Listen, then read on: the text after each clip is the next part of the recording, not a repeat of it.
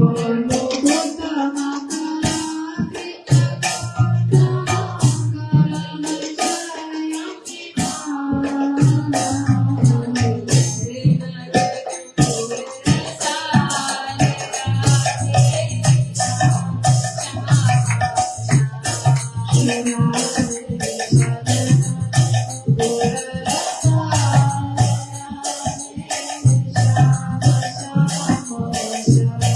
you.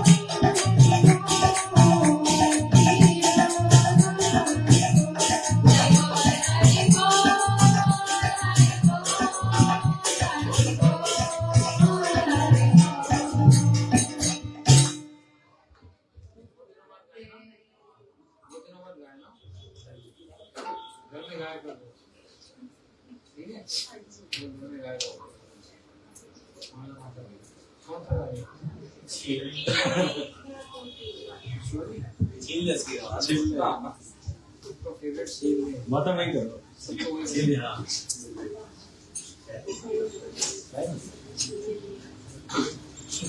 शाम की क्या टाइम दिया था? 6:30 बजे।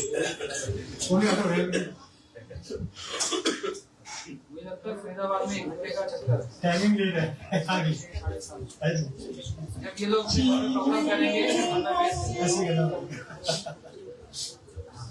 बोलो राधा रानी की जय। सीने में फंस के सब आए मन साथी मेरो राधा रमन पीर ले हंस के सब आए मन साथी मेरो राधा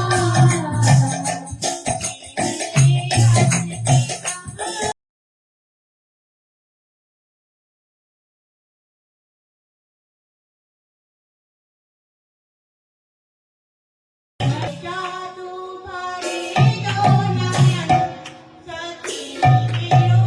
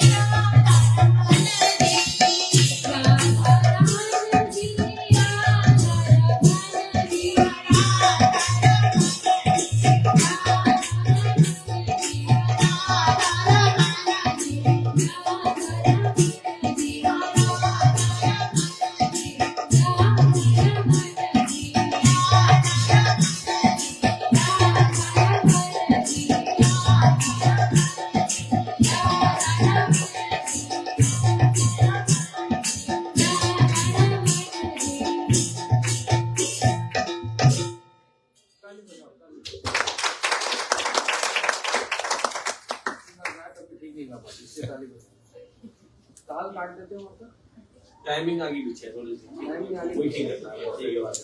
नहीं पकड़ पाते थे।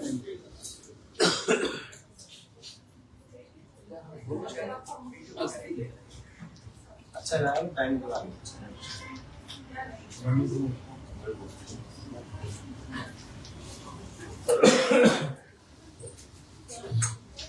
बोले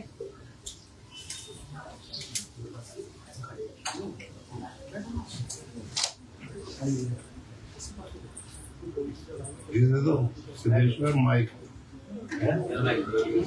Nah, iya nak bawa.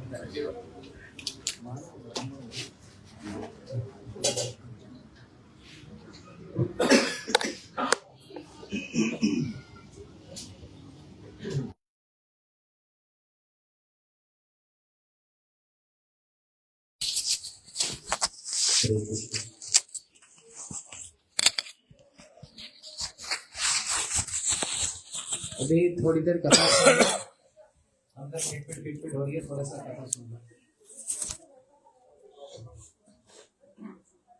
बोलो वृंदावन बिहारी वाले की जय, वृंदावन बिहारी लाल की जय, जल्दी आने वालों की जय, और की अपने आप ही लगा लो। मैं बोल रहा था आपके घर में प्रोग्राम होगा ना, मैं भी हिसाब से ही आऊंगा।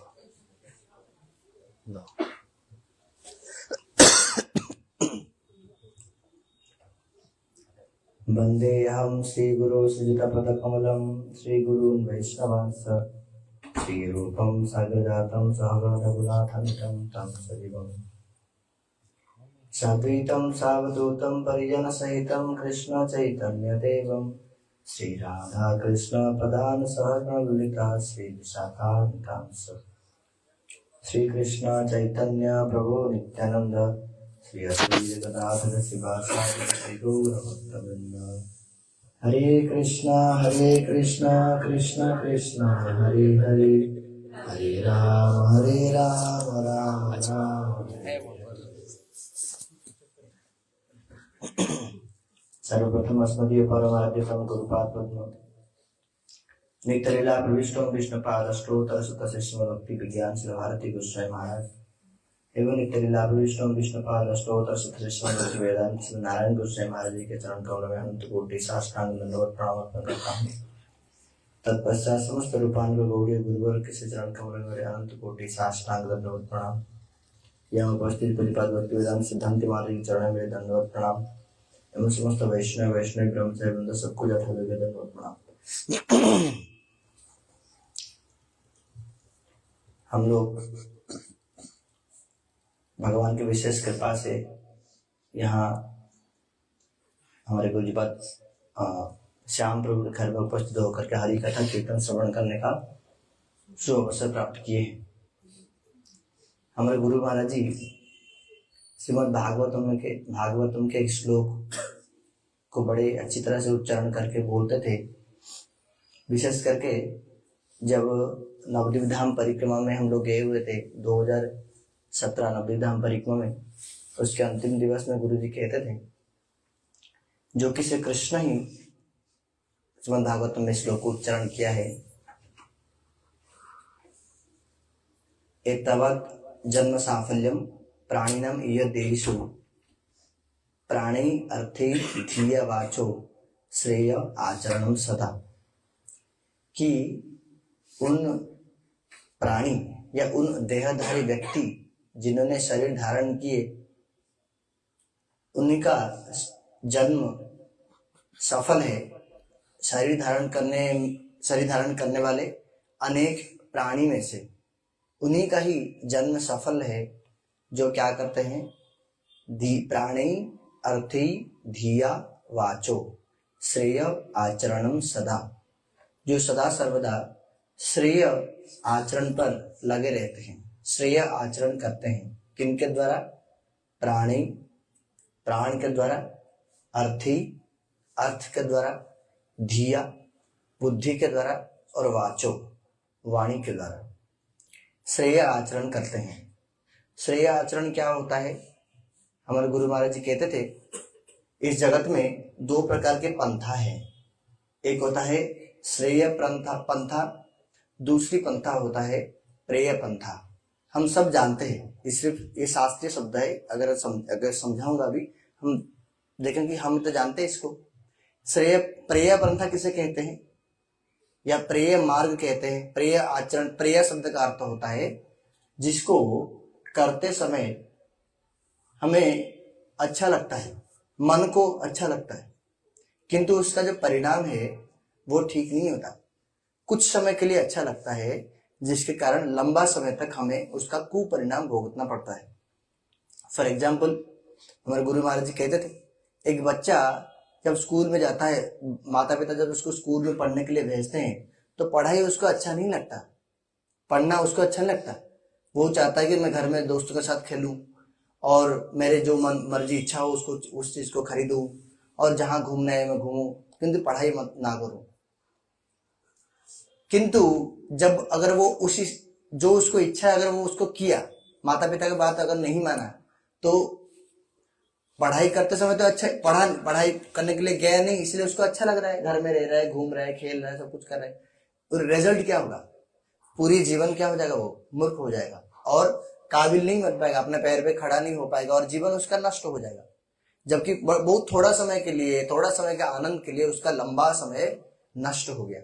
तो उसे कहते हैं प्रेय, जो कि कुछ क्षणिक सुख के लिए जब लंबा समय हम नष्ट कर देते हैं जिस कार्य के लिए, उस कार्य का नाम है प्रेय। दूसरा है श्रेय।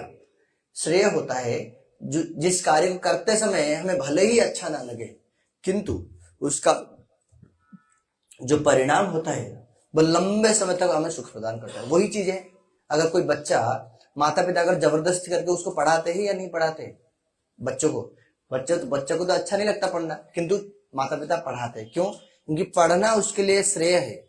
जब वो पढ़ लेगा मन लगा करके, थोड़ा सा कष्ट हो सकता है, किंतु बाद में वो खुद ही रियलाइज कर जाएगा, अरे ये तो बहुत अच्छा काम था, और लंबे समय तक उसको लाभ ही मिलेगा।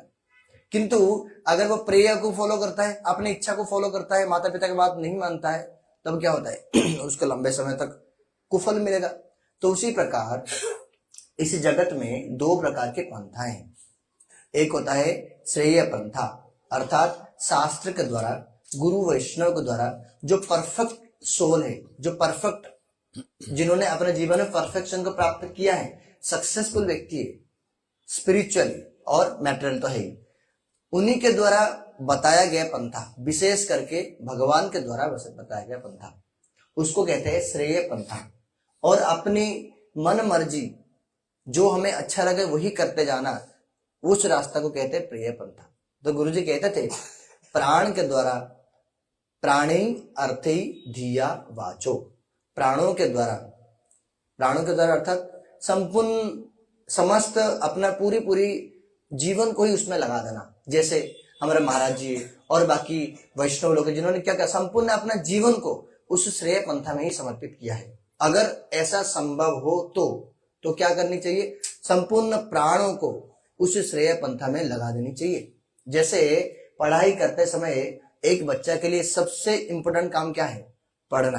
अगर हो सके, खाना पीना सोना तो है ही, उसके साथ साथ अगर हो सके पूरे समय को जितना अधिक से अधिक हो सके पढ़ाई में लगा देनी चाहिए, क्योंकि उस समय वो बहुत जरूरी काम है, बाद में और कुछ चीजें भी हो जाएगा। तो उसी प्रकार हमें अगर संभव किसके लिए हो तो संपूर्ण प्राणों को श्रेय आचरण, भगवान ने जिस मार्ग को बतलाया शास्त्र के माध्यम से, अपने भक्तों के माध्यम से, और उस मार्ग को अपना लेनी चाहिए। अगर कोई प्राण देने में समर्थ नहीं है, संपूर्ण रूप में जीवन नहीं दे पाता, उसका और भी संसार है, और भी कुछ चीजें हैं, तो अर्थ के द्वारा उन श्रेय आचरण करनी चाहिए। अर्थ अर्थात सिर्फ धन नहीं है। गुरुजी कहते थे अर्थ अर्थात जिन चीजों से हमें लाभ मिलता है उसको कहते हैं अर्थ। जैसे हमारा घर है, ये घर भी अर्थ में आता है कि नहीं? अपना शरीर है, ये भी अर्थ में आता है कि नहीं? तो अर्थ अर्थात हमारे पास जो भी वस्तु है, उन वस्तु को अगर हम खुद को, स्वयं को प्राण के द्वारा भगवान के कार्य में, सेवा में, श्रेय आचरण में नहीं लगा पाते, तो हमारे पास होने वाले वस्तुओं को भगवान के सेवा में लगाने की, श्रेय आचरण करने की भरपूर प्रयास करनी चाहिए। अगर वो भी करने में कोई असमर्थ है तो धिया, भगवान ने जो बुद्धि दिया, प्राणी अर्थ धिया, अपने बुद्धि के द्वारा भगवान का सेवा या श्रेय आचरण करनी चाहिए। अपने बुद्धि के द्वारा कैसे? छोटे छोटे उदाहरण गुरुजी देते थे। कैसे बुद्धि? हम हर रोज खाना खाते हैं, हम हर रोज घर में खाना बना करके खाते हैं, ठीक है। तो उसमें अगर छोटा सा बुद्धि लगा दिया जाए कि वही खाना खाते हैं बिना प्याज लहसुन के जो भी बना के खाते हैं, तो उनमें सिर्फ तुलसी पत्ता डाल दो और उसी को ही ग्रहण करो। अब वो क्या हो गया? वो खाना अभी खाना नहीं रहा, वो हो गया क्या? प्रसाद हो गया। हम लोग हर रोज काम में जाते, सब कुछ करते हैं, घर बढ़िया सुंदर घर बनाते, उस घर में अगर भगवान का ही स्थापना कर दे, भगवान को प्रणाम कर दे, अब वो घर नहीं रहा, अब वो मंदिर हो गया, है ना। और हम लोग अगर इस शरीर में कपड़े वगैरह सब कुछ पहनते, अगर उसमें अगर कंठी माला धारण कर दे, अब वो शरीर क्या हुआ? वो शरीर भी एक मंदिर हो गया। तो उसी प्रकार अपने बुद्धि को, जितना बुद्धि भगवान ने दिए हैं, उन समस्त बुद्धि को प्रयोग करके श्रेय आचरण में लगानी चाहिए। जैसे अभी हमारे प्रभु जी ने, जिनके घर हम लोग आए हैं, आजकल लोग क्या करते हैं, कुछ भी फेस्टिवल हो तो बड़े धूमधाम में पालन करते हैं, जिससे कि क्या है कि तामसिक कार्य करते हैं। हाँ, हम सब लोग तो जानते हैं, बाहर देखते होंगे। किंतु प्रभु जी ने क्या किया? वही पैसा खर्च करनी है, वही खाना खाना है, तो गाना बजा करके, डीजे बजा करके इधर उधर के खराब काम क्यों करना? उसमें भक्तों को बुलाना, सात्विक भोजन सबको देना, हरि कथा कीर्तन श्रवण करना, अपने जीवन को कैसे शुद्ध करेंगे उस विषय में कुछ श्रवण करना वैष्णव के मुख से। घर भी पवित्र हुआ। पैसा जो बाहर जो लोग गंदे काम करते वही पैसा ही खर्च करते हैं, फ्री में तो कोई नहीं करता। तो यहाँ भी पैसा खर्च हुआ, किंतु उन्होंने क्या किया? परमार्थ अर्जन किया, श्रेय आचरण में उस पैसा को, उन बुद्धि को लगाया। तो ये होता है बुद्धिमान का कार्य। अगर किसी के पास इतनी बुद्धि भी नहीं है, कोई पढ़ा लिखा नहीं है, किसी को कुछ पता ही नहीं है कि क्या करनी है, तो वाक्य वाणी तो है ही, वाणी के द्वारा भगवान का नाम कीर्तन करनी चाहिए। वाणी के द्वारा भगवान का शुद्ध वार्ता को किसी को सुनानी चाहिए, किससे सुननी चाहिए। तो गुरुजी कहते थे, जब हम इस प्रकार का अपना जीवन यापन करेंगे, क्योंकि इस बात को गुरु महाराज ने, इस बात को श्री कृष्ण कह रहे, वेणु गीत में श्री कृष्ण जब वन में प्रवेश कर रहे और वृक्षों को देख रहे, तो कह रहे इन वृक्षों ने, इन्हीं का जीवन धन्य है। इन्होंने कैसे अपना फल के द्वारा, अपना पुष्प के द्वारा, अपने छाया के द्वारा ब्रजवासियों का सेवा करते, दूसरे के सेवा में आते हैं और सब समय श्रेय कार्य में लगे रहते हैं। तो इसलिए वास्तविक रूप में इन्हीं का जीवन ही धन्य है।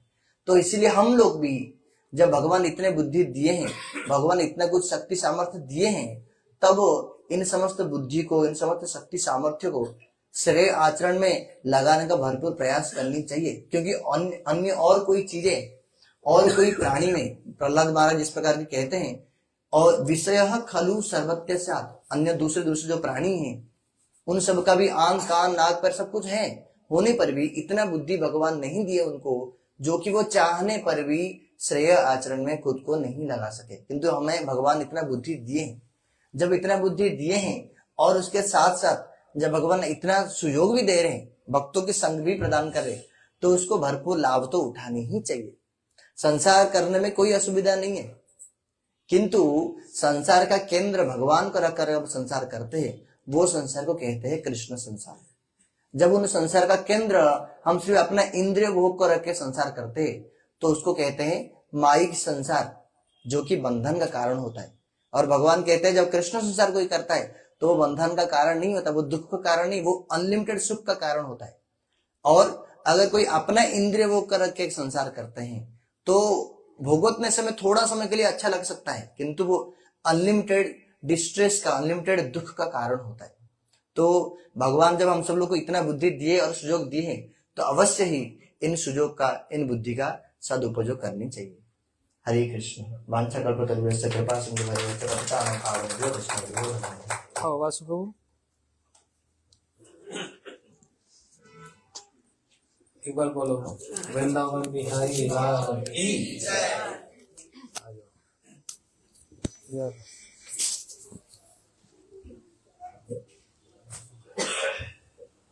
ओम अज्ञानतिमिरान्धस्य ज्ञानाञ्जनं शलाकया चक्षुरुन्मीलितं येन तस्मै श्री गुरुवे नमः। सभी प्रेम से बोलिए बोलो हरे कृष्णा कृष्णा कृष्णा हरे हरे, हरे राम राम राम हरे हरे। अब तो आगे बैठ जा।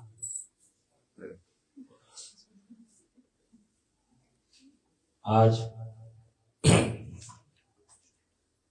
सभी वैष्णवों के अनुगत्य में, गुरु जी के अनुगत्य में हम सब यहाँ उपस्थित हुए हैं और अभी रमणी मोहन प्रभु से हम भागवत की कथा को श्रवण कर रहे थे। मैं बस थोड़ा सा प्रैक्टिकली बताऊंगा मेरा जीवन कैसे बदला। प्रभु जी ने समझाया कि भागवत जी कह रही हैं कि कैसे भगवान की सेवा में लगा जा सकता है। जो श्रेय पथ है, जो हम सबके लिए मोस्ट इम्पोर्टेंट कर्तव्य है, और सभी कर्तव्य अपने अपने लेवल पर हैं, लेकिन जो मोस्ट इम्पोर्टेंट है उसके विषय में हमने श्रवण किया। भागवत जी कहती हैं, दुर्लभम मानुषम जन्म देही नाम क्षण भंगुर तत्रापि दुर्लभ मन्ने वैकुंठ प्रिय दर्शनम। श्रीमद् भागवत में ये बात बतलाई कि दो वस्तु बहुत दुर्लभ हैं। दुर्लभ मतलब बहुत मुश्किल से प्राप्त होती है और हर किसी को नहीं मिलती जो वस्तु। पहला बताया ये मनुष्य शरीर। ये मनुष्य शरीर हर किसी को प्राप्त नहीं होता। भागवत जी में बहुत अच्छे से समझाया बहुत सारी बातें कि कैसे 84 लाख योनियां हैं। कभी हम पशु बनते हैं, कभी पक्षी बनते हैं, कभी कीट पतंग, कभी जो जल में रहने वाले प्राणी, कभी हवा में उड़ने वाले, कभी पेड़ पौधे। ये सारे प्राणी, इनमें बुद्धि का स्तर बहुत निम्न होता है, लेकिन एक मनुष्य शरीर में ही प्राप्त बुद्धि का जो स्तर है उसमें भी 4 लाख प्रकार के स्तर बताए। और उसमें सबसे इंपॉर्टेंट बताया जो वो मनुष्य जो अभी हमने प्रभु जी से सुना, जो श्रेय पथ पे चल पड़ते हैं। और दूसरा दुर्लभ वस्तु बताया जो बहुत मुश्किल से मनुष्य शरीर प्राप्त होने के बाद जो उससे भी ज्यादा दुर्लभ है, वो है वैकुंठ प्रिय दर्शनम। अर्थात भगवान के जो भक्त हैं, जो रियल साधु हैं, उनका दर्शन प्राप्त करना, उनके मुख से हरि कथा सुनने को मिलना, उनका हमारे जीवन में आ जाना, उनके हमारे जीवन में आने से हमारा जीवन परिवर्तन हो जाना, ये सबसे ज्यादा उससे भी दुर्लभ वस्तु है। मनुष्य शरीर तो कितनों को मिला हुआ है, कितनों को मिला हुआ है, लेकिन किन किन के जीवन में साधु आए और उनका जीवन परिवर्तन हो गया, वो बहुत कम है, बहुत काउंटेबल है बस वो लोग। इसलिए भागवत जी जो बात बतला रही बड़ी सत्य वस्तु। उसी प्रकार से हमारे जीवन में 2012 में गुरु जी आए। उससे पहले हम नहीं जानते थे भगवान की भक्ति क्या होती है, भगवान की सेवा क्या करते हैं। केवल इतना देखा था घर में पिताजी को, माताजी को। पिताजी का नियम था शुरू से ही कि वो घर में छोटा सा मंदिर था, उसमें सारे देवी देवता होते थे। वो थोड़ा उनको अगरबत्ती करना, धूप करना, थोड़ा दीपक दिखा देना, और शनिवार को काली माता के मंदिर चले जाना, मंगलवार को हनुमान जी के पास चले जाना। वो हमें भी ले जाते थे, कभी कभी वो टीका लगा दिया, कभी रविवार को ले जाते थे। तो इस प्रकार से देखा। और माता जी को देखा, कभी कभी अलग अलग सत्संग में चली जाती थी, कभी भागवत जो चलती हैं अलग अलग मंदिरों में चले जाते थे। तो इतना ही था समझ। दीपावली पे लक्ष्मी गणेश जी की पूजा करनी है, अलग अलग फेस्टिवल आते हैं तो उस समय ऐसे कर देना है, घर में कोई रिलेटिव्स आएंगे तो उनके साथ ऐसा व्यवहार कर देना है, बस इतना ही।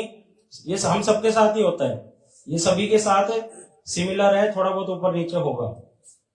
लेकिन जब 2012 में भगवान की विशेष कृपा से हमारे जीवन में गुरु वैष्णव साधु, हमारे गुरु जी जब घर पर आए, तो उस दिन से जीवन का जो दिशा है वो अलग ही चल पड़ा।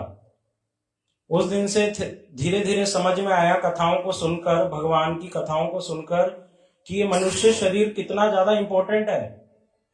और मेरा पूरा जीवन केवल धन कमाने में, अपने बच्चों को देखने में, फिर उनके बच्चों को देखने में, फिर शरीर छोड़कर चले जाते हैं, बस इतने में ही सीमित रह जाते हैं। सभी के साथ ये सेम है, लेकिन मैंने क्या अलग किया वो मेरे को समझ नहीं आया। लेकिन गुरु जी ने आकर सिखाया कि सारी एक्टिविटीज करते हुए साथ में क्या करना है, भगवान को जोड़ लेना है। जैसे रमणी मोहन प्रभु जी ने समझाया, ये समझाया किसने हमें? गुरु जी ने। उस बात को हमने एक्सेप्ट किया। धीरे धीरे फिर हम भागवत की कथाओं को सुनने लगे, वृंदावन में जाने लगे। गुरु जी कभी हमारे घर पे आते, कभी हम वैष्णवों के निकट जाते। ऐसे करते करते करते धीरे धीरे लेवल बढ़ता गया। और फिर एक दिन हृदय में आया मेरे कि अब ये जो दुनिया में इतनी जो नौकरी है, ये जो बिजनेस है, इसको करके देखा मैंने हृदय से, लेकिन मन नहीं लगता था। मेरे यहाँ सगे संबंधी बैठे, सबने समझाया मेरे को कि तू गलत दिशा में जा रहा है। थोड़ा कड़वा लगेगा उनको, ये सारे बैठे हैं आज। तुम्हें जीवन बरकरार कर दिया, हाँ, इसलिए पैसा खर्च किया वो तेरे बैठे पे? हैं जो समझ रहे हैं। आज बोलूंगा। आज मेरी बारी है। हाँ, नहीं, आज ये सारे धीरे धीरे आ रहे हैं ना, पता चल रहा है।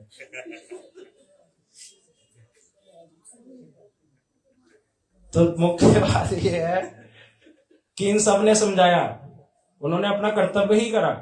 क्योंकि वो टीवी सीरियल में आ जाता है, न्यूज में आ जाता है कि ऐसे ऐसे एक बाबा पकड़े गए। उनकी भी बात हृदय की गलत नहीं थी उस समय, लेकिन उनकी बुद्धि की जो लेवल था वो वहीं तक था कि ऐसे ही बाबा लोग होते हैं। लेकिन उससे भी आगे कुछ है।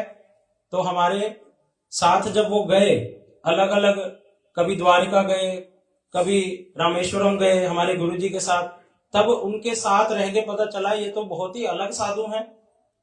ये तो कैसे जीवन निर्वाह करते हैं केवल भगवान की सेवा के लिए ही, और इनका उद्देश्य केवल सभी भक्तों को सेवा करना है, उनको भगवान की सेवा में लगाना है, कोई पैसे का उद्देश्य है ही नहीं। तो जब तक आप प्रैक्टिकली अप्लाई करके नहीं देखोगे तो पता कैसे चलेगा? सारी उंगलियां एक बराबर नहीं होती, गुरुजी बोलते हैं। तो वहां पर जीवन परिवर्तन हुआ, मुझे समझाने का प्रयास तो करा। बोलो श्री वृंदावन बिहारी लाल की, श्रीपाद माधव प्रिया प्रभु जी की, हरे कृष्ण। गोगिया जी की जय, गोगिया जी की जय। बड़े बड़े महात्मा जी होता है। अभी महिमा गा रहा है। बस नहीं, ये कह रहे अभी सुना नहीं आपने? मैं नीचे से सुनता हुआ आ रहा हूँ। नहीं, वो कह रहे हैं माला माला यहाँ से शुरू किया, जब मैंने छोड़ा, ये जितने मेरे रिश्तेदार हैं सब मेरी जान खाते हैं। आज मैं उनको सुनाता हूँ।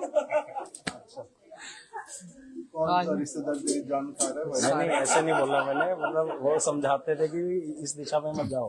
गोगिया जी चेयर है पीछे, हाँ, ये चेयर भी थे। ये भी थे। हाँ,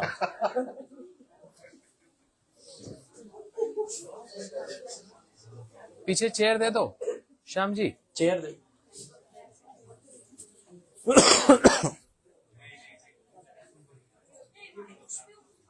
बोलो बोलो बोलो।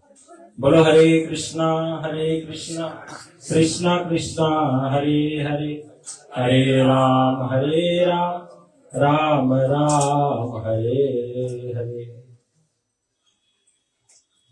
तो धीरे धीरे जीवन परिवर्तन हुआ। और जब मैं मठ में आ गया तो उस समय घर वाले भी थोड़ा सा रोके मेरे को। उतना नहीं था जितना जिनको रिलेटिव्स बोलते हैं उन्होंने करा, लेकिन घर वालों में से भी थोड़ा थोड़ा रोक टोक थी कि घर पे रह के ही भजन कर लो, सारी फैसिलिटीज प्रोवाइड करेंगे। रुक जाओ, जल्दी से बना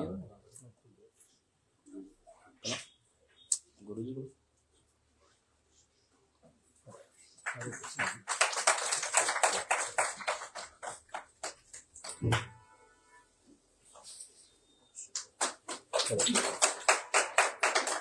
अभी रुक जाओ, बैठ जाओ।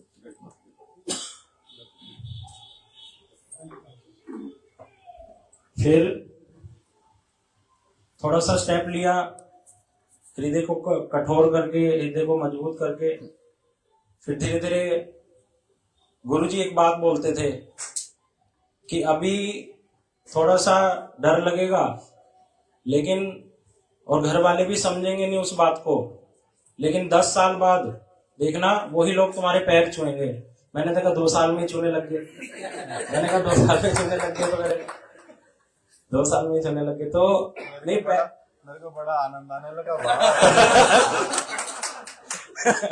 नहीं, पैर छूने की बात नहीं है यहाँ पे, मुख्य ठीक से प्रेजेंट करो, ये अच्छी बातें नहीं है। हाँ जी, हाँ जी, नहीं, यहाँ पैर छूने की बात नहीं है। यहाँ पे बात ये बतला रहा हूँ कि सम्माननीय बात है कि धीरे धीरे जब साधु जीवन जीते हैं तो दूसरे लोगों को भी सच्चाई का पता चलने लगता है कि साधु, असली साधु कौन है, उसके साथ कैसे जीवन परिवर्तित होता है।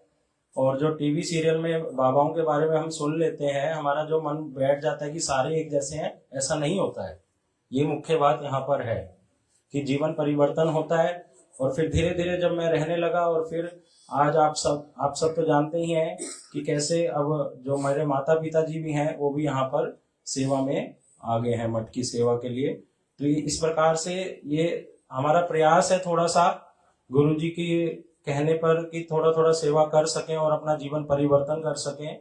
इसकी जो शक्ति है वो गुरु जी और वैष्णव ही हमें प्रदान करते हैं, यही कहूंगा मैं। अभी हम अपने गुरु जी से श्रवण करेंगे। हरे कृष्णा।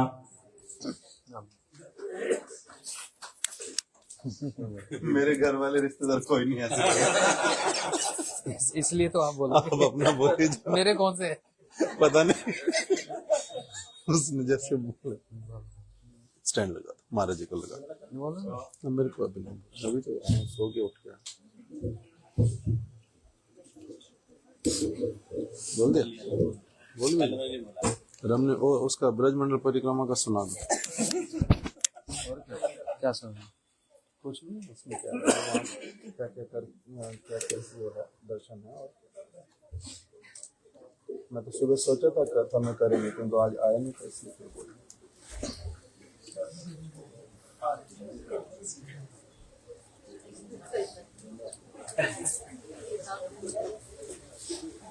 ये अच्छे।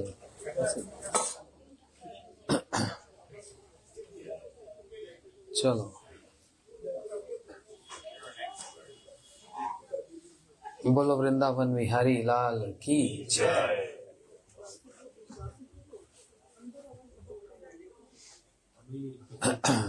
अभी आएगी, आप बैठो। अब आई देखी तो बोलो बड़ा। एक बार एक साथ सभी बोलो, हरे कृष्णा कृष्णा कृष्णा हरे हरे, हरे राम राम राम हरे। और एक बार जोर से, हरे कृष्णा कृष्णा कृष्णा हरे हरे, हरे राम राम राम। इधर आ जाओ, इधर आगे आ जाओ। अच्छा, सब लोग सुनेंगे थोड़ा सा कुछ, हाँ कि नहीं? किसी का इंटरेस्ट नहीं है, प्रसाद दो। नहीं, वो सब लोग सेटिंग करके आए, 9 बजे तक तो प्रसाद होगी। अभी हम लोगों ने 2 भक्तों के मुंह से कथा को सुना। ध्यान से सुना कि नहीं? ध्यान से सुना कि नहीं? अरे हाँ या ना तो बोल दो। अब मेरी बात भी ध्यान से सुनेंगे कि नहीं? एक बड़ी अच्छी बात बताई है, ध्यान से सुन लेना थोड़ी देर के लिए, फिर तो बाद में तो चाट पापड़ी चलेगी, कोई दिक्कत नहीं। जय भजो से बड़ो अभक्त हीन चार, कृष्ण भक्ति ते नाही जाति कुलादि विचार। इस बात को बहुत से कम लोग समझ पाते हैं, क्योंकि हम लोग यहाँ पर कम लोग बैठे हैं, इसलिए हम सब समझ पाएंगे। कोशिश कीजिए। एक होता है सांसारिक विचार, एक होता है आध्यात्मिक विचार। दोनों में बड़ा भेद होता है। अब थोड़ा ध्यान से समझना। ये संसार, वो जो भगवान का संसार है उसका ऑपोजिट है, उल्टा है। संसारिक भाषा में ये देखा जाता है कि जो ब्राह्मण है वही भगवान की भक्ति कर सकता है, वही भगवान के निकट जा सकता है। जो क्षत्रिय है, शूद्र है, उसका भक्ति से कोई लेना देना नहीं। संसारिक दृष्टि में यह देखा जाता है कोई वैरागी है, सन्यासी है, वही भगवान के निकट है। और जो गृहस्थ आश्रम में पति पत्नी बच्चे काम धंधा सब करते हैं वो बहुत छोटे हैं, सन्यासी बड़े होते हैं। यह है संसारिक दृष्टि, देखने का तरीका। आध्यात्मिक देखने का तरीका बिल्कुल अलग ही है और बिल्कुल अनोखा अनूठा है। उसमें ये बात आई कि जो भगवान की जितना नाम करता है, भक्ति करता है, वही श्रेष्ठ है। उसमें किसी प्रकार का ये विचार नहीं है कि कोई ब्राह्मण है, कोई क्षत्रिय है, वैश्य या शूद्र है। उसमें ये विचार नहीं है कोई ब्रह्मचारी है, ग्रस्त है, वानप्रस्थी या सन्यासी है। जो भजन करेगा, जो भगवान की निष्कपट सेवा करेगा, वही श्रेष्ठ है। ये विचार बताया। अब इसके 2-4 उदाहरण सुनो। सुदामा जी ब्राह्मण थे, लेकिन भगवान के कितने प्रिय थे ना। जब आए तो भगवान स्वयं अपने सिंहासन पर सुदामा जी को बिठाया और स्वयं नीचे बैठ गए और अपने हाथों से सुदामा जी के चरणों को प्रक्षालन किया, धोया। तो कहेंगे ये तो अच्छा है, ब्राह्मण है। लेकिन दूसरी ओर देखो, विदुर जी का नाम सुना। वंश किम विदुरस्या। विदुर जी कौन सी जाति के थे? ब्राह्मण थे, क्षत्रिय थे, क्या थे? दासी पुत्र। वो विदुर जी भगवान के कितने निकट और कितने प्रिय थे।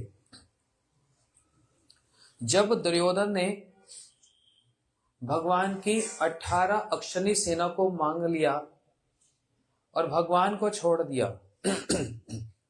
तो दुर्योधन जब अपने दल में आया, अपने भाइयों को, शकुनी को, सबको कहने लगा कि हम लोग युद्ध जीत गए, शनाई बजाओ, बधाइयां गाओ। शकुनी ने कहा अभी तो युद्ध शुरू नहीं हुआ, तो वो कैसे जीत गए? बोलते क्योंकि मैं भगवान की सेना को ले आया, नारायणी सेना, कोई कम बात नहीं है। तो शकुनी ने कहा एक मिनट बताना पूरा दृष्टांत क्या, वो पूरी क्या बात है। तो उन्होंने कहा कि भगवान ने, कृष्ण ने कहा था एक तरफ मैं, एक तरफ मेरी सेना, और मैं तो अस्त्र शस्त्र नहीं उठाऊंगा। समझ रहे हैं? देखा था ना ये सब। तो मैं उसको लेकर क्या करता, मैं सेना ले आया। शकुनी ने भी अपना सिर पीटा, बोलते तू रहा मूर्ख का मूर्ख ही। अरे उनको ले आता जहां पर वो होते हैं, वहीं विजय होती है। ये बात शकुनी भी जानता है। जहां पर वो रहेगा, जब वो मंद मंद मुस्कुराता है ना, जब वो अपनी भुवों को ऊंचा करता है ना, तो वहीं पर ही विजय का ढोल बज जाता है। तूने बहुत बड़ी मूर्खता की आज। ये तरफ तो ये हुआ। दूसरी तरफ दुर्योधन ने जब विदुर जी को गाली गलौज किया, विदुर जी ने कितना समझाया, दुर्योधन तुम जितना दुष्ट है वो दुष्टामी अपने पास रख, परिवार का नाश मत कर। घर में एक दुर्योधन आ जाए, पूरे परिवार का नाश हो जाता है। एक दुर्योधन भी हो जाए तो तुम भी सुधर जा, अपने पिताजी को भी ठीक ठीक बात बोलो। विदुर जी अपनी नीति से चलते हैं। व्यक्ति 2 प्रकार से विचार करता है, या तो रुचि से या नीति से। रुचि बड़ी अच्छी लगती है क्योंकि मन को एंटरटेन करती है, लेकिन नीति मन को एंटरटेन नहीं करती, इसलिए नीति अच्छी नहीं लगती। अभी सुना ना, प्रेय और श्रेय मार्ग। जो कल्याण वाला श्रेय वाला मार्ग होता है वो इंटेलिजेंस से होता है, बुद्धि से होता है, लेकिन वो मन को अच्छी नहीं लगती। विदुर जी की नीति मन को नहीं, बुद्धि के हिसाब से कही गई है। विदुर नीति बड़ी प्रसिद्ध है। तो विदुर जी ने धृतराष्ट्र को भी गाली गलौज किया। गाली गलौज मतलब अपना भाई मानकर उनको सद उपदेश दिया कि 100 पुत्र मर गए, अब क्या भीम के टुकड़ों पे पलोगे? इतना डांट लगाई। अभी भी चैन नहीं है, होश नहीं है, ऐसा बोला। विदुर जी की बात सुनकर तो धृतराष्ट्र हरिद्वार गए गंधारी के साथ, वहां पर उन्होंने भजन किया और फिर वहीं से वैकुंठ चले गए। लेकिन उन्हीं विदुर जी ने दुर्योधन को जब डांट लगाई ना, तो दुर्योधन ने पता क्या कहा? ए दासी पुत्र, तेरे को क्या पता, हम क्षत्रिय हैं, क्षत्रिय जैसी बात करो। विदुर जी को बहुत खराब लगा और क्या किया? भागवत जी की बात है, वहीं पर ही हस्तिनापुर की ड्योरी पर प्रणाम किया और विदुर जी इन सबको छोड़कर चले गए। ये महाभारत युद्ध से पहले की बात है। जैसे विदुर जी छोड़कर गए, यहां पर कृष्ण पांडवों के पास आए, बोलते हैं अर्जुन, युधिष्ठिर, तुम लोग युद्ध जीत गए, बधाई गाओ, तुम लोग युद्ध जीत गए। युधिष्ठिर जी ने कहा केशव, अभी तो युद्ध आरंभ ही नहीं हुआ। कृष्ण कहने लगे युद्ध आरंभ क्या हुआ, तुम लोग जीत गए। कैसे जीत गए? क्योंकि विदुर जी ने दुर्योधन का पक्ष छोड़ दिया, वो चले गए। श्री कृष्ण कहने लगे मैं सच कहता हूं युधिष्ठिर, उस दल में एक विदुर के कारण मैं संकोच में था कि करूं तो क्या करूं। आज विदुर वहां से चले गए, बस अब मेरे को कोई संकोच नहीं होगा। तो दासी पुत्र होने पर भी विदुर जी भगवान के कितने निकट, समझ रहे हैं? दूसरी ओर ये तो वर्ण की बात, आश्रम की बात क्या बताई? गृहस्थ आश्रम में भी कितने बड़े बड़े संत हुए हैं। मैं पहले ही बोला, जो भगवान का जितना समर्पण और भक्ति करता है वही आश्रम श्रेष्ठ है भाई। कोई सन्यासी बनकर गारंटी है उसने भगवान को प्रसन्न कर लिया? कोई गारंटी नहीं। ग्रस्त बनकर भी बहुत सी सेवा होती है, समर्पित भाव है। जैसे एक उदाहरण देता हूं,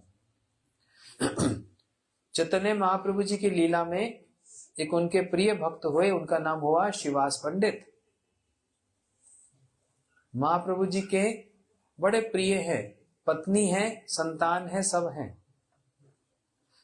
एक दिन महाप्रभु जी ने शिवास पंडित को पूछा, मैं सारा दिन आपके घर में रहता हूं, यहाँ पर कीर्तन होता है, सब कुछ होता है, बाहर काम करने तो जाते नहीं, तो घर का पालन पोषण कैसे होगा? शिवास पंडित जी ने 3 बार ताली बजाई, 1 2 3। महाप्रभु ने कहा ये मेरे प्रश्न का उत्तर है, मैं तो समझा नहीं बात। ध्यान से समझ रहे हो क्या नहीं? क्या कहा मैंने?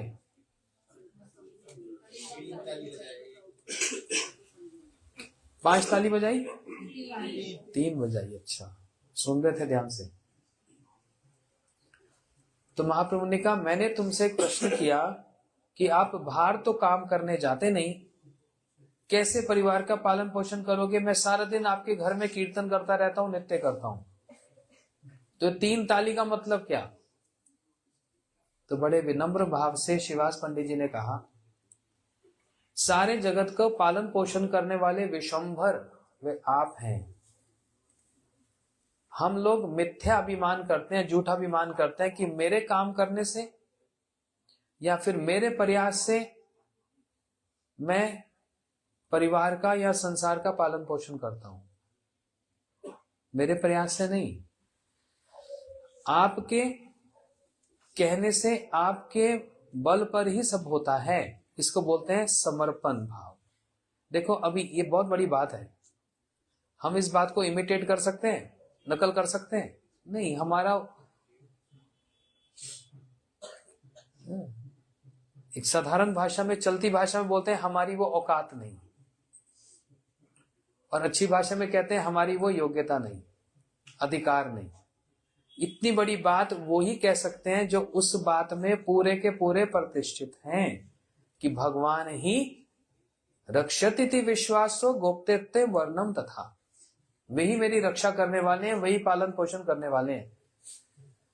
ये बात हम बोलते तो हैं, कह तो देते हैं, वही सब ऊपर वाला देख रहा है, सब वही है। लेकिन क्या इस बात पर पूरा विश्वास है हमको? नहीं है जी। जानते हम हैं लेकिन पूरा पूरा मानते नहीं है, ये सच्ची बात है। पूरा मानते नहीं है।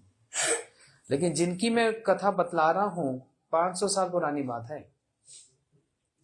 ये पूरा का पूरा उस बात में प्रतिष्ठित, मतलब पूरा विश्वास।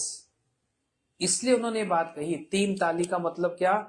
मैं 3 दिन तक प्रतीक्षा करूंगा कि घर में कोई भोजन आया कि नहीं आया। 3 दिन तक, 1 दिन, 2 दिन, 3 दिन, और 3 दिन तक अगर भोजन नहीं आया तो मैं मान लूंगा आप हमको जीवित रखना ही नहीं चाहते, आप हमको मार देना चाहते हो। तो उसमें भी भगवान मैं आपको कष्ट नहीं दूंगा, मारने में भी मैं स्वयं अपने परिवार के साथ गंगा जी में चला जाऊंगा, गले में घड़ा बांध लूंगा मिट्टी का, और गंगा जी में स्वयं ही परिवार के साथ डूब जाऊंगा। क्योंकि आप मारना चाहते हो तो फिर आपको कष्ट क्यों दूं? मैं स्वयं ही चला जाऊंगा।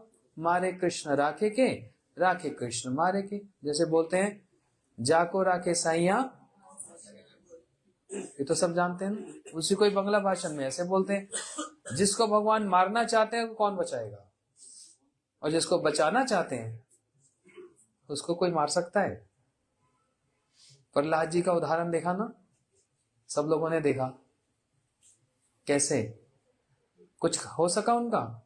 आग में बैठ गए, होलिका जल गई, प्रहलाद जी को कुछ नहीं हुआ, है ना।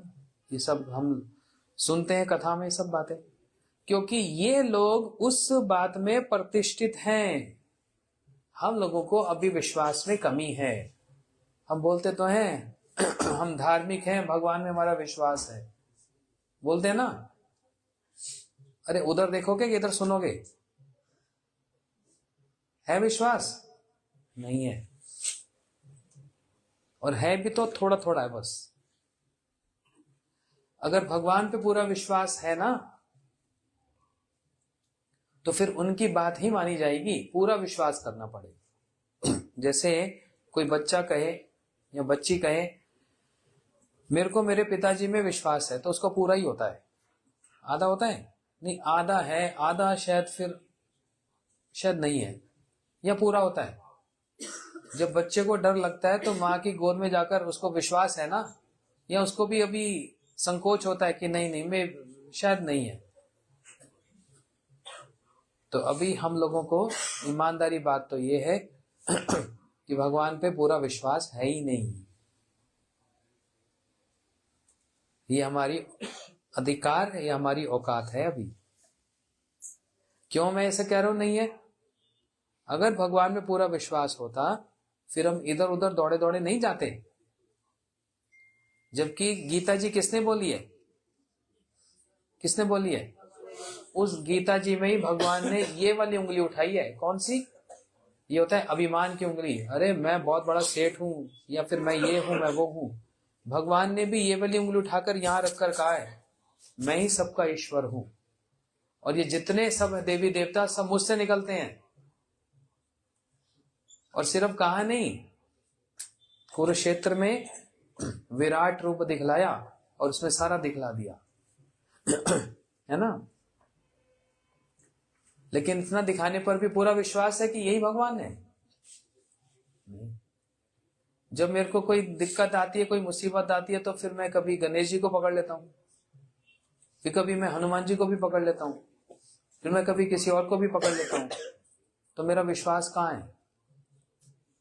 सोच कर देखो, मैं एक उदाहरण एग्जाम्पल से बात बोल रहा हूं।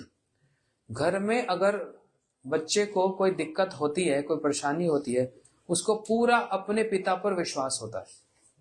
वो थोड़ा पड़ोसी के वहां पर जाकर घंटी बजाएगा, अंकल मेरी थोड़ी हेल्प करोगे, है? या किसी और अपने फ्रेंड के पिताजी को फोन करके, अंकल आप मेरी, बोला तुम्हारे पिताजी नहीं मदद नहीं कर रहे, नहीं वो कर रहे हैं लेकिन मेरा विश्वास पूरा नहीं हो रहा। ऐसा होता है? या अपने पिता पर पूरा विश्वास होता है? अरे तो फिर गीता जी की बात पर पूरा विश्वास क्यों नहीं है? जब वो उंगली उठाकर ताल ठोक कर बोल रहे कि मैं ही सबका ईश्वर हूं, ये सब मुझसे निकलते हैं, और ऐसी कौन सी चीज है जो मैं नहीं दे सकता। इसी बात को भागवत जी में भगवान ने कह दिया, अकामो सर्व कामो वा। अगर आपकी कोई कामना है तो मेरे पास आओ, अगर निष्काम हो तब भी मेरे पास आ जाओ, मैं सबकी कामना पूरी करने वाला हूं। और ये जो देवी देवता आपकी सारी पूरी कामना करते हैं, वो लेते कहां से हैं? तो मैं ही तो सप्लाई करता हूं, मैं ही तो सारा सप्लाई कर रहा हूं। तो मेरे पास क्यों नहीं आते? मेरे को ठेस पहुंचती है। हम कहेंगे सब तो ईश्वर के स्वरूप हैं, सब देवी देवता भी ईश्वर स्वरूप हैं, तो किसी से भी मांग लो, कुछ भी कर लो, तो एक ही बात है। एक बात होती है। फिर मैं उसी उदाहरण पे आ रहा हूं, घर में पिता और बच्चा। बच्चे को कुछ चाहिए या मुसीबत में है, अपने पिता को ना बोलकर इधर उधर मोहल्ले में बोलता फिरेगा, पिता को कैसा लगेगा? अच्छा लगेगा? सोच कर देखो, आप लोग पिता हो माता हो, ठेस पहुंचती है। अरे मैं तेरा बाप हूं, मैं तेरी सारी दिक्कतें पूरी कर सकता हूं, मैं सब कुछ कर सकता हूं। उधर बोलने की क्या जरूरत थी? पड़ोसी को बोलने की क्या जरूरत थी? ठेस लगती है ना? भगवान को भी ठेस लगती है। इस पर विचार करना। हमको लगता है हम तो पूजा पाठ कर रहे हैं, एक ही बात है, एक ही स्वरूप है। अरे तो ताया भी तो पिता स्वरूप होता है। कभी कभी बड़े पापा बोलते हैं ताया को भी ना। चाचा भी पिता स्वरूप है, उनको भी छोटे पापा बोल देते हैं बहुत सारे घरों में। मामा जी को भी, वो सारे तो सारे पिता हैं ना। फिर मामा को, चाचा को, ताया को, सबको बात करके अपने पिता से बात नहीं करेंगे तो अपने पिता को कितनी ठेस लगती है, ये सोच कर देखना। ऐसे भगवान को भी ठेस लगती है। ये गीता जी की बात समझा रहा हूं ना।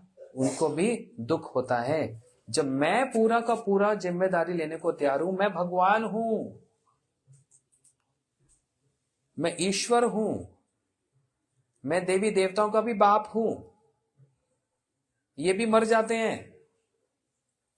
कौन सा देवता है जो अमर है?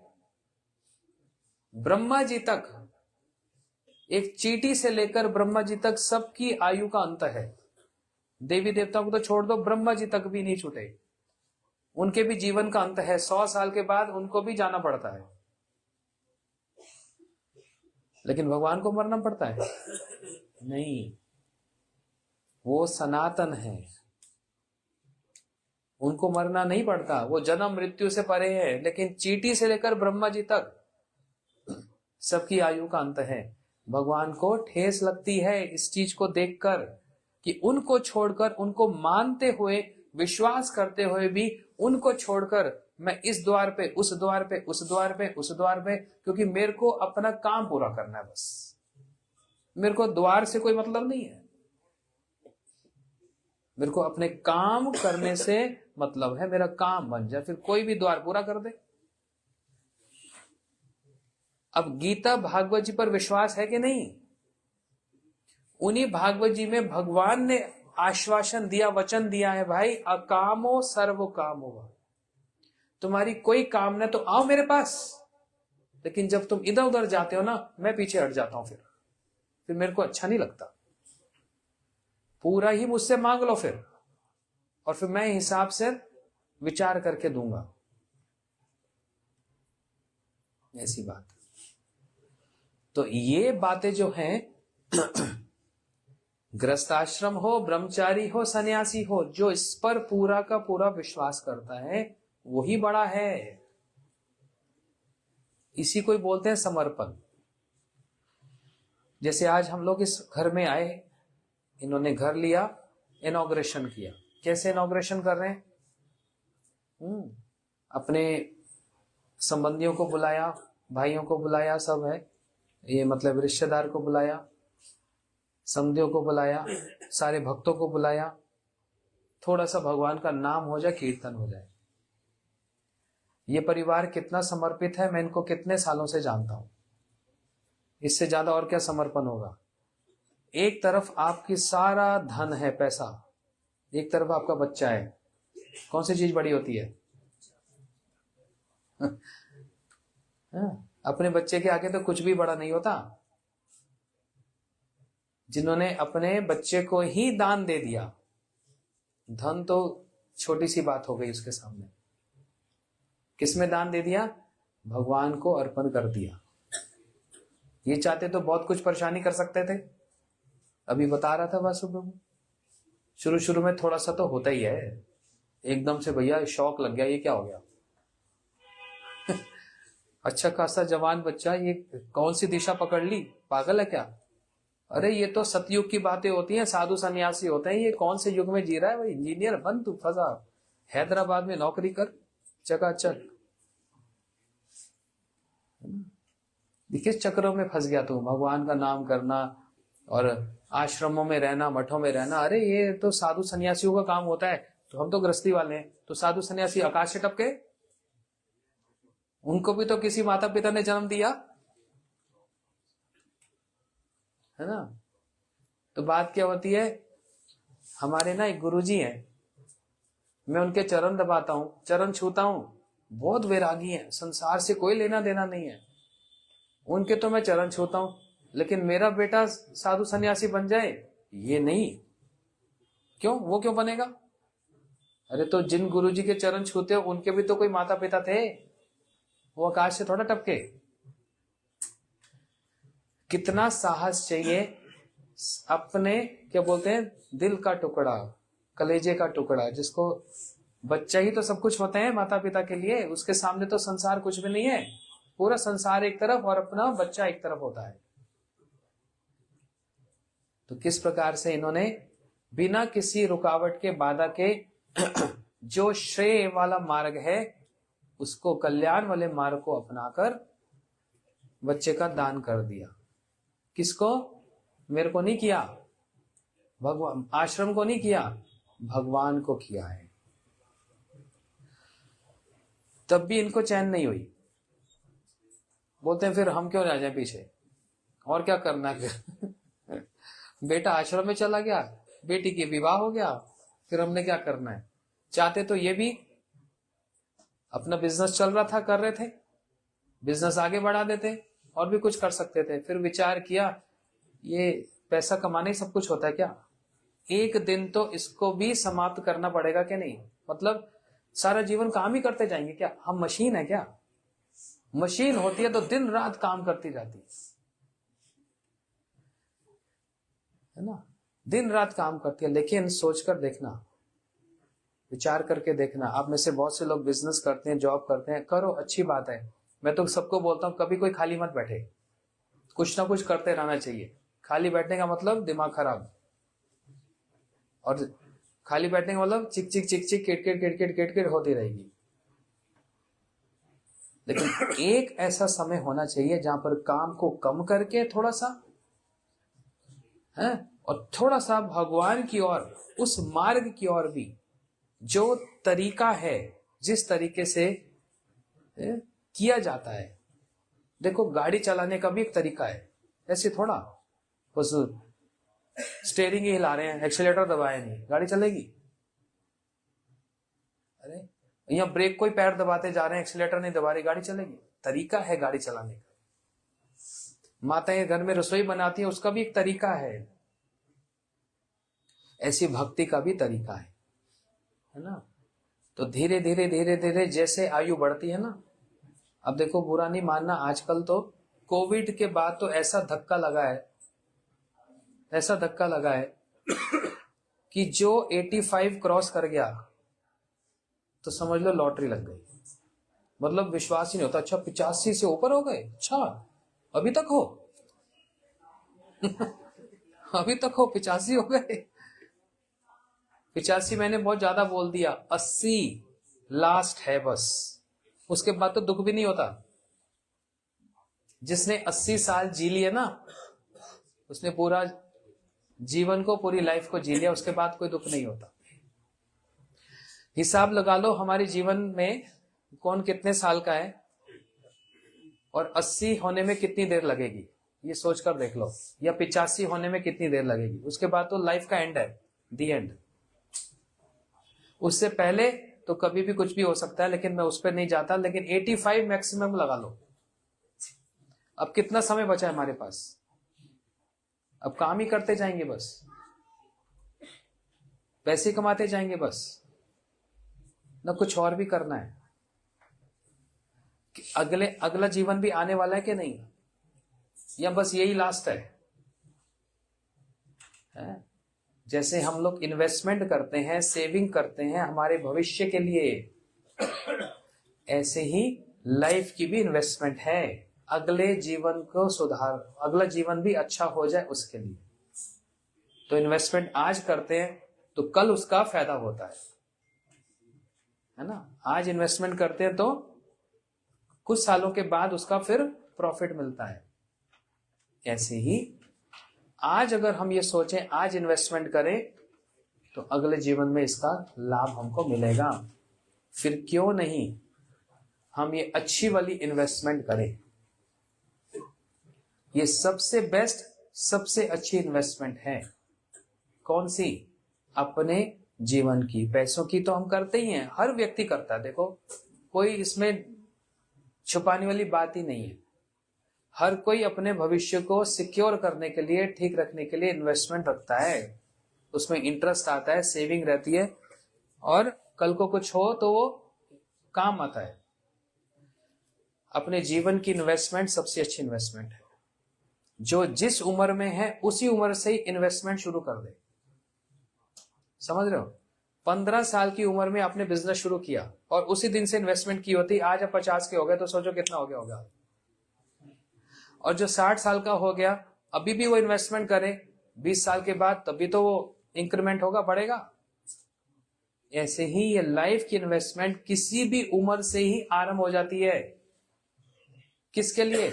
अगले जीवन की तैयारी के लिए, है ना।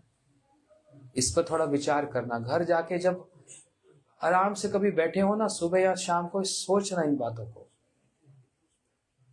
ये सिर्फ सत्संग वाली, भाषण वाली बात नहीं है, ये जीवन की सच्चाई वाली बात है। कितना और उलझेंगे, कितना और करेंगे, कुछ तो अपने लिए भी सोचना है, अगले जीवन की भी तैयारी करनी है। समझ रहे हैं? अगले जीवन की भी तैयारी करनी, अभी से ही पैकिंग करनी है। यात्रा होती है तो पैकिंग शुरू हो जाती है ना। इस पर विचार करना,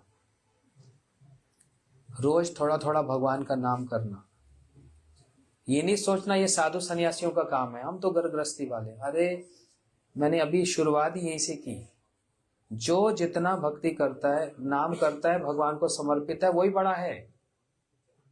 तो धन्य है ये परिवार जिन्होंने अपने को भी समर्पित कर दिया। सब वहां पर छोड़ छाड़ के श्री राधा माधव गौड़िया मठ की सेवा के लिए, और किसी कारण से नहीं। कोई सोचे वो मेरा बेटा यहाँ है, हृदय का टुकड़ा, तो मैं भी यहाँ आ जाते हैं, पास में रहेगा, ये विचार नहीं है। किसी का है तो मत रखना, ये वाला कोई विचार था ही नहीं, ना है। सिर्फ इसलिए हम भगवान की अब सेवा करेंगे। अब और क्या करना है? और करना क्या है? छोटा सा घर हो, 2-3 कमरे, आराम से रहो, सारा दिन वहां पर सुबह से लेकर शाम तक माता भी रसोई बनाती रहती है, सेवा करती है, और श्यामदास जी भी करते रहते हैं। और है क्या फिर? कितनी अच्छी इन्वेस्टमेंट है ना, है कि नहीं? मेरी दृष्टि में तो, और आध्यात्मिक दृष्टि में तो, इससे बढ़कर इन्वेस्टमेंट कोई नहीं हो सकती। चाहते तो ये वो अपना काम करते रहते और सेविंग होती रहती, और फिर उससे होता क्या? बड़े वाले घर में रहते और बड़ी गाड़ी आ जाती, ये सब होता रहता है। इसका तो कोई लिमिट है ही नहीं सर, ये तो चलता रहेगा चलता रहेगा चलता रहेगा। कोई इसके लिमिट है? कोई लिमिट है? कोई लिमिट नहीं है। एक समय पर आकर उस लिमिट पर लाइन खींचनी चाहिए बस। अब आगे अपना संसार, अपना जीवन को भी देखना है। इसलिए जय भजो से बड़ो अभक्तहीन चार। जो भजन करता है वही बड़ा है। ऐसे कितने उदाहरण है। पांडव जो थे सन्यासी थे, न पत्नी बच्चों के साथ रहते थे, द्रौपदी के साथ रहते थे ना, संतान भी थी ना। अच्छा, प्रहलाद जी जो इतने बड़े भक्त थे सन्यासी थे क्या? नहीं, राजा थे, पत्नी बच्चों के साथ रहते हैं। और अम्बरीश जी की कथा सुनते हम लोग, सन्यासी थे, ग्रस्त थे। और बताओ, वृंदावन में जाते हैं तो वृंदावन की भूमि को कहा जाता है ये रास होता है। यहाँ पर कृष्ण किसके साथ रास करते हैं? किसके साथ? वो कोई सन्यासी थी, ग्रस्त थी। अभी हम गिनने लग जाएं तो ऐसे 1000 उदाहरण निकल आएंगे। ध्रुव जी का नाम सुना, प्रहलाद जी का नाम सुना, पांडवों का सुना, सब जानते हैं हम लोग। अच्छा, लक्ष्मण जी सन्यासी थे, भरत सन्यासी थे, राम जी पर कितना समर्पित है। दूसरी ओर हनुमान जी ग्रस्त थे क्या? सन्यासी थे, वो भी राम जी को समर्पित। अब बताओ इसमें कैसे भेदभाव करेंगे? विभीषण जी कौन से सन्यासी थे? विभीषण जी सन्यासी थे? नहीं। और कोई गरीब थे? नहीं, राजा थे। कोई विचार है इसमें? कोई विचार नहीं है जी। जो जितना भगवान से प्यार करता है, प्रेम करता है, वही बड़ा है। सीधी सीधी एक लकीर है यहाँ पर, है ना। जैसे ग्रस्त सब सन्यासी को प्रणाम करते हैं, सन्यासी भी ऐसे ग्रस्त को प्रणाम करते हैं जिन्होंने भगवान को अपने जीवन का सेंटर बनाया हुआ है। बस ऐसे बहुत सारे भक्त है यहाँ पर। हमारे वो कहाँ है? केशव प्रभु कहाँ बैठा है? वो देखो, इनके माता पिता भी यहाँ बैठे हैं। 2 कन्या, उनका विवाह कर दिया, बच्चियों का तो विवाह होता ही है। वो बेटा उसको भी समर्पित कर दिया मठ को, भगवान की सेवा में लग जाओ। एक बार भी रोक टोक या नाक सकोड़े नहीं। ये क्या बन गया? हंसी खुशी।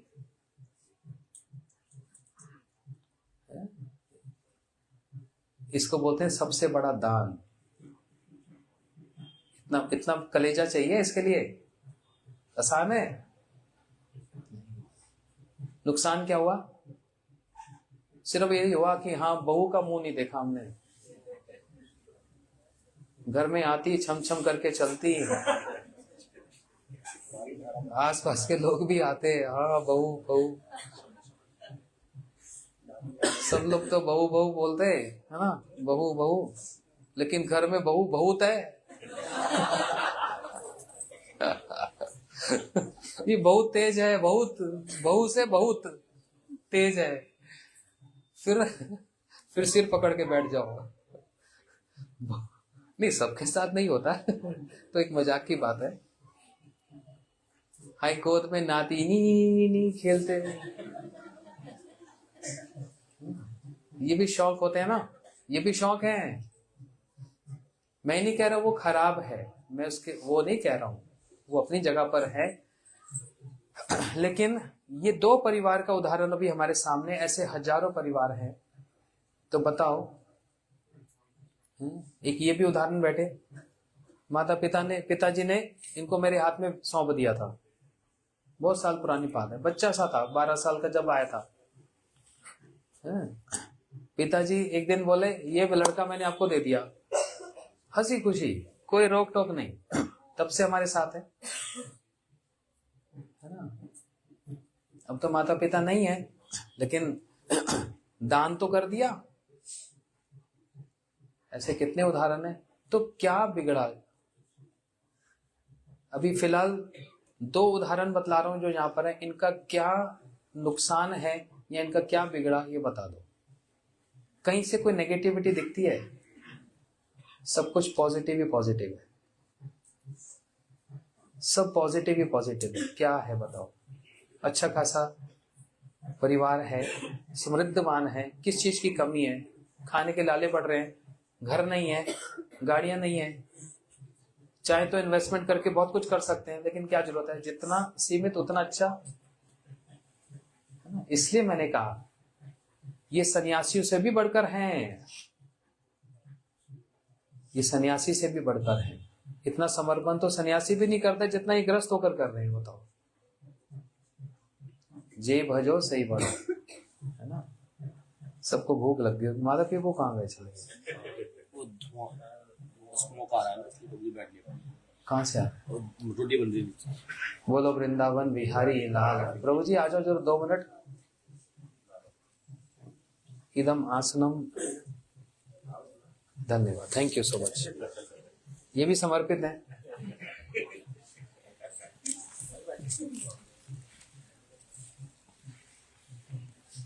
टोपी नहीं लाए?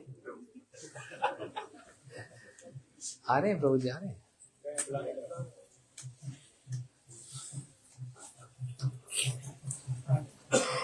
बोलो हरे कृष्णा कृष्णा कृष्णा हरे हरे, हरे राम राम राम हरे हरे। फिर एक बार, हरे कृष्णा कृष्णा कृष्णा हरे हरे, हरे राम राम राम हरे हरे। हम भी इस बात को समझ रहे हैं, धीरे धीरे विश्वास बढ़ा रहे हैं। पूर्ण के जिस दिन हो जाएगा तो बहुत बड़ी बात है, और आप लोग भी बढ़ाओ, सब मिलकर ही बढ़ाते हैं। आप कुछ बोल दो, ये माइक को उधर कर दो।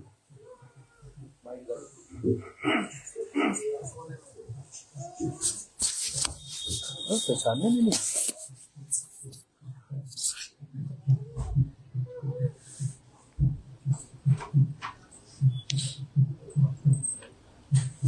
मेरे को बोलना क्या है पता नहीं है। यही बोल दो। वासुदेव के पिताजी, वासुदेव की माता जी, उनके सभी परिवार के लोगों को बहुत बहुत बधाई हो, और सब प्रकार से ये वाला घर आप सबके लिए मंगलमय हो, और भगवान की, गुरु वैष्णवों की, सभी के प्रति आप लोगों की सब समय प्रीति भावना दिन प्रतिदिन वर्धित हो। यही गुरुदेव के, भगवान के, सभी भक्तों के चरणों में प्रार्थना। वाञ्छाकल्पतरुभ्यश्च कृपा सिन्धुभ्य एव च पतितानां पावनेभ्यो वैष्णवेभ्यो नमो नमः। जी चैतन्य चेतामृत बहुत पढ़ते हैं। वेतम से सारम से, अरे थोड़ी बात में सारा कह दिया। नया घर है, इसलिए हर प्रकार से मंगलमय हो। और दो क्या, मैं तो बहुत सारे बोले। इनको इसको बोला गया एक अक्षर। श्यामदास महाराज जी कह रहे हैं, श्यामदास प्रभु जो हैं, कुछ दिन पहले संजय मंगला प्रभु जी भी मेरे को कह रहे थे कि देखो, हम लोग यहीं पर ही रहते हैं फरीदाबाद में, किंतु तब भी अपना सारा काम छोड़ करके और भगवान की सेवा में लग जाएं और किसी तरह की चिंता ना करें, ऐसा बड़ा कठिन है सोचना। किंतु वासुदेव के पिताजी उस प्रकार से काम करते थे, सारा कुछ ठीक से चल रहा था, तब भी सारी चीजों को वहां से छोड़ करके यहाँ पर इन्होंने जो आने का निर्णय किया, ये इनका सत्य साहस है, और भगवान गुरु वैष्णवों की बड़ी कृपा है। यही जो है इनकी इस क्रिया से पता चलता है। एक और सेंटेंस बोल दिया मैंने, बस मैं से बैठा नहीं जाता यहाँ पर, एक्चुअली मेरे लिए डिफिकल्ट था, मैं इसलिए बाहर खड़ा हुआ था, मैं से बैठा नहीं जाता था। तो अभी कीर्तन ही करते हैं, थोड़ा सा बहुत अच्छा होगा। कीर्तन से ही हमारा सब प्रकार से सारे काम हमारे कीर्तन से ही होते हैं, इसलिए कीर्तन करके ही सारा कुछ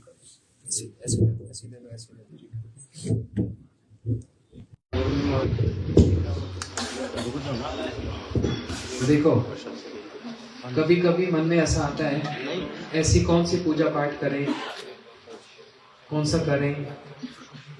तो अलग अलग पूजा पाठ के अलग अलग विधि होती है, लेकिन अगर ठीक से कुछ नहीं पता कैसे करना है, क्या करना है, एक बात पे विश्वास करना, भगवान के नाम करने से सारी पूजा, सारी आराधना, एक प्रभु जी श्लोक सुनाया करते थे पहले, मैं तो भूल गया, नाम एवं परम, नहीं नाम, हाँ सुबह सुबह बोलते थे ना। तो अच्छा, उसका अर्थ यही है, नाम ही सबसे बड़ी आराधना है, भगवान का नाम ही सबसे बड़ी पूजा है, भगवान का नाम ही सबसे बड़ा पश्चाताप है, इससे बढ़कर कोई पश्चाताप नहीं है। भगवान का नाम ही सारा आयोजन है, प्रयोजन है, वही साधन है, वही साध्य, सब कुछ नाम पे आके टिकता है। देखो अभी हम लोगों को ये सारी बातें नहीं पता है, लेकिन यदि आप कुछ ग्रंथ पढ़े, भागवत जी पढ़े, पूरा भागवत कथा होती है, 7 दिन के सप्ताह होता है भागवत सप्ताह, उसका सार पता है कहाँ पे निकलता है? जो लास्ट श्लोक में जो बताया, क्या निकलता है?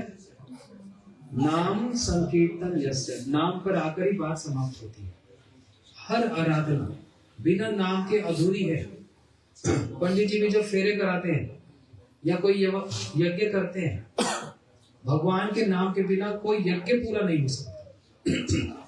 ये दक्ष प्रजापति हरिद्वार में जो हुआ है सब यज्ञ, उसमें लास्ट में ये वाली बात उन्होंने भी बताई, शुक्राचार्य जी ने बात बताई, न नाम सदृशम ज्ञानम न नाम सदृशम व्रतम।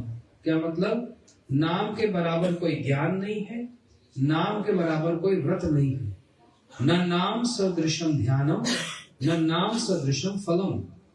नाम को छोड़कर कोई ध्यान नहीं है। अगर कोई सोचे मैं क्या ध्यान करूं, भाई आंख बंद करके यहाँ एक ज्योति है, ज्योति को देखना है।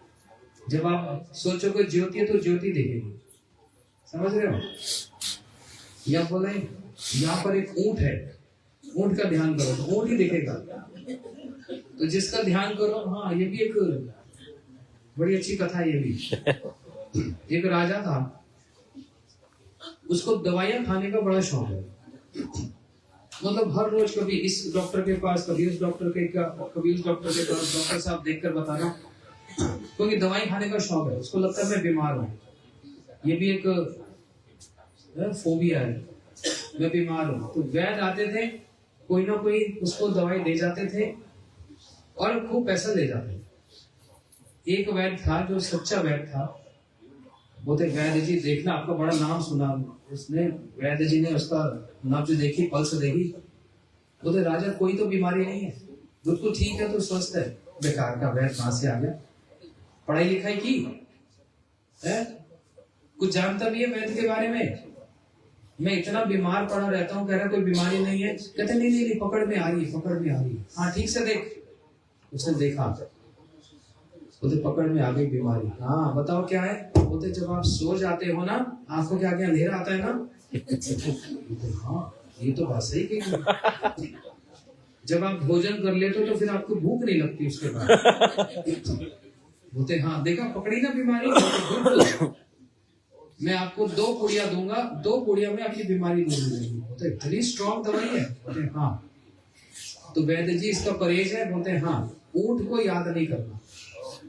अगर आपने ऊंट याद कर लिया तो दवाई का असर होना ही नहीं, बेकार हो जाएगा। बोलते मैं ऊंट को क्यों याद करूंगा, मैं पुड़िया खाऊंगा, जल्दी से दो। उसने ऐसे ही कुछ 2 विटामिन डाल के पुड़िया बना दी। राजा बड़े शौक से सुबह उठा, नहाया धोया, बोलते आज दवाई खानी है, नहीं दवाई। लेकिन वैद्य ने कहा था ऊंट याद नहीं करना। अब उसके दिमाग में क्या चल रहा है? खा ही नहीं रहा दवाई। बोलते ओहो ऊंट तो याद आ गया, तो कल खाऊंगा। अगले दिन फिर कल जब खाने लगा, ऊंट याद नहीं करना, फिर ऊंट याद आ गया। 3-4 दिन ऐसे ही होता गया। अब तो रात को पक्का कि कल मैंने ऊंट को सोचना ही नहीं है, याद नहीं करना। सुबह नहा धोकर स्नान किया, पूड़िया खाई, देखा तो सामने ऊंट जा रही है।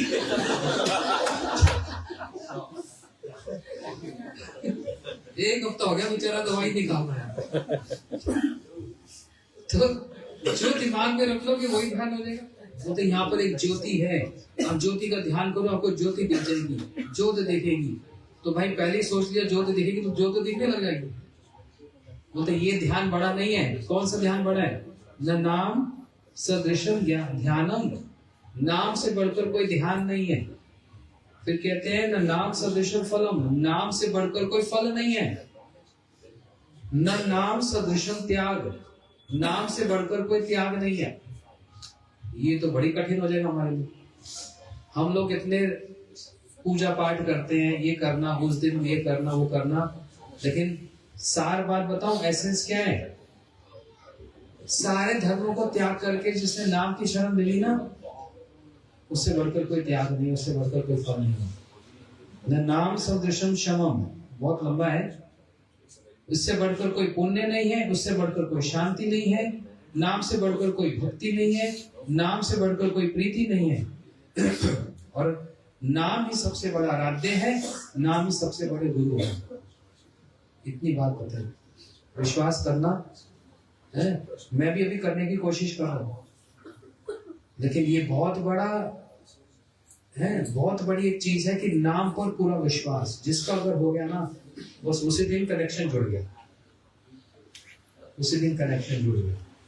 और ये तो कोई भी कर सकता है। घर में गाड़ी में बैठकर आप घर से दफ्तर तक जा रहे हो, अपने ऑफिस तक जा रहे हो, 10-15 मिनट लगते हैं, आधा घंटा लगता है। हाथ में माला नहीं भी है तो क्या फर्क पड़ता है, जीत तो है। और ये थोड़ा जोर जोर से चिल्लाकर करना है भाई। होता है, मर्यादा होती है, ड्राइवर बैठा है और कोई बैठा है साथ में दोस्त, तो मुंह से तो बड़बड़ाते रह सकते हैं, हरे कृष्णा हरे कृष्णा कृष्ण कृष्ण हरे हरे। अच्छा, ये भी नहीं बोलना, ऐसे अंदर से तो कर सकते हैं। कोई आपको तो देख नहीं रहा, कोई नहीं कह सकता तू बड़ा पंडित हो गया। सो क्या, कौन से, कितने चूहे खा के हज को चली? 100, 900, कितने? 900 का कोई हिसाब होता है भाई? 1000 बोल दो, 800 बोल दो, 900 का क्या चक्कर है? सगन है क्या? और बिल्ली ने कितने चूहे खाओगे? 900 क्यों कभी? अरे गई तो सही हज को, कितने भी चूहे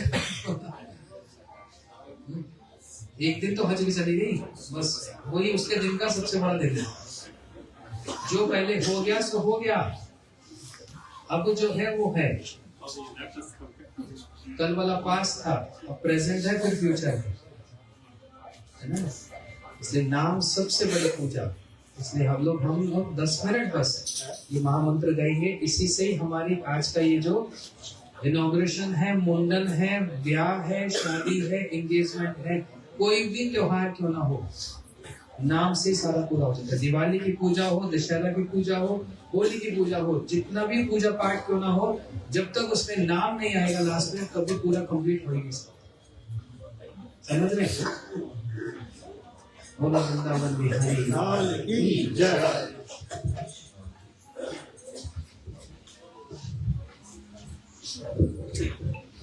हरे कृष्ण हरे कृष्णा हरे कृष्णा कृष्णा कृष्णा हरे हरे हरे राम हरे राम राम राम हरे हरे। बोलिए सभी एक साथ, हरे कृष्णा हरे कृष्णा कृष्णा कृष्णा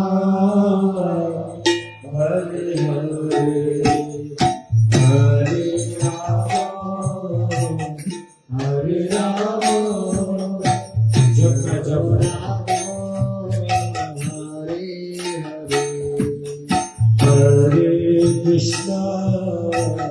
हरे Krishna Krishna Krishna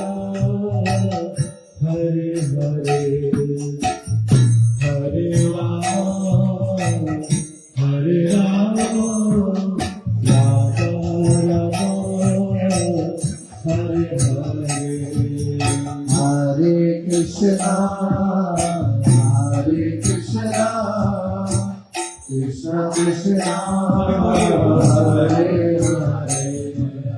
Hare Rama Hare Rama Rama Rama Hare Krishna Hare Krishna Krishna Krishna Hare Hare Hare Rama Hare Rama Rama Rama Hare Hare Bolo bolo Hare Krishna Hare Krishna Krishna Krishna Hare Hare Hare Rama Hare Rama Rama Rama Hare Hare Oh Hare Krishna Hare Krishna Krishna Krishna Hare Hare Hare Rama Hare Rama Rama Rama Hare Hare Hare Krishna Hare Krishna Krishna Krishna Hare Hare Hare Rama Hare Rama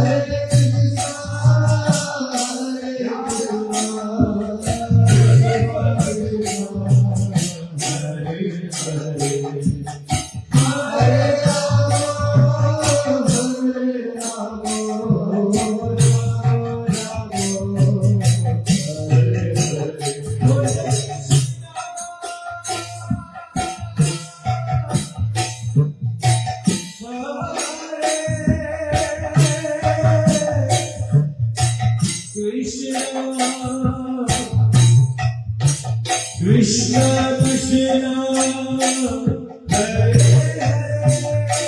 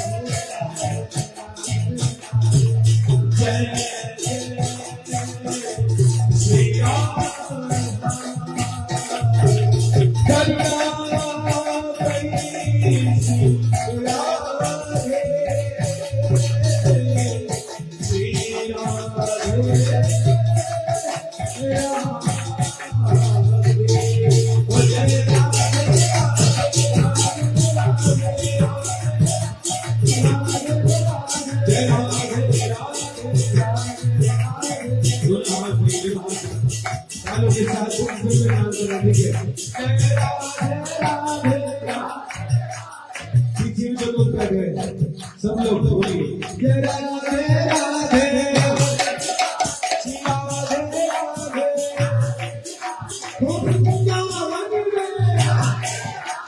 Shri Radhe Radhe जय श्याम राधे राधे जय राधे राधे श्री राधे राधे इसी बात जय राधे राधे राधे राधे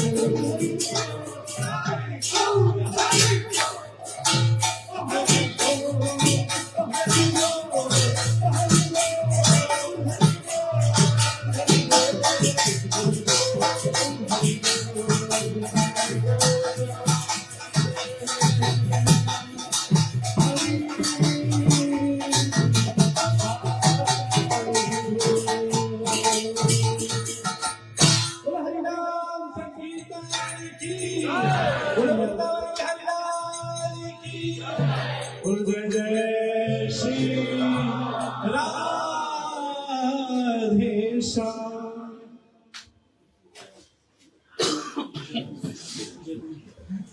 जय श्री श्री गुरु गौरांग विधाय श्री श्री राधा श्री श्री राधा रमन विहाय श्री श्री राधा माधव जीव की जय। सर्वभीष्ट प्रदाता श्री राज गोवर्धन महाराज की जय। वृंदा देवी तुलसी महारानी की जय। श्री श्रीमद् भक्ति वेदांत नारायण गोस्वामी महाराज की भारती गोस्वामी महाराज की जय। वेदांत वामन गोस्वामी महाराज की श्रीमद् भक्ति गोस्वामी महाराज की चरित्र लीला विष्णुपाद श्री श्रीमद् भक्ति माधव गोस्वामी महाराज की चरित्र लीला विष्णुपाद श्री श्रीमद् भक्ति गोस्वामी महाराज की चरित्र लीला विष्णुपाद श्री श्रीमद् भक्ति प्रज्ञान केशव गोस्वामी महाराज की चरित्र लीला विष्णुपाद श्री भक्ति सिद्धांत सत्य ठाकुर श्रील प्रभुपाद की समस्त गौड़ीय गुरु परंपरा की जय। प्रेम से गौ श्री कृष्ण चैतन्य प्रभु नित्यानंद श्री अद्वैत गदाधर श्रीवासादि गौर भक्त श्री श्री राधा कृष्ण गोप गोपी गो गोवर्धन राधात्मक श्री मंडल धाम की श्री नवदीप धाम की जय। श्री जगन्नाथपुरी धाम की जय। श्री चारों धाम चारों संप्रदाय चारों आचार्यों की जय। आज के आनंद की जय। अनंत कोटि वैष्णव वृंद की जय। परम पूज्य श्री भक्ति वेदांत सिद्धांति महाराज की जय। माधव प्रभु की जय। समागत समस्त गौर भक्त वृंद की जय। गौर प्रेमानंदे हरि बोल।